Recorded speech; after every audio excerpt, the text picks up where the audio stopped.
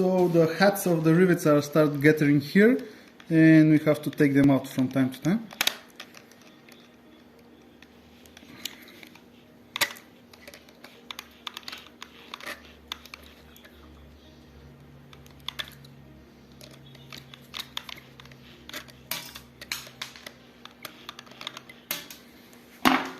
And put some oil.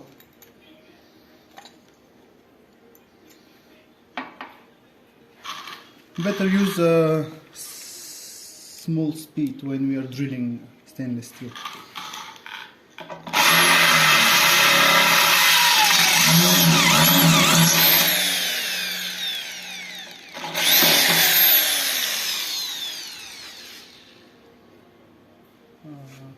You have to make sure that you remove the lower part of the rivet so the hole is clear.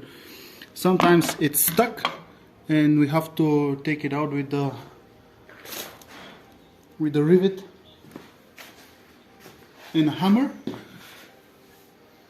If it's stuck inside, you can use a new rivet to just knock it out inside the stove.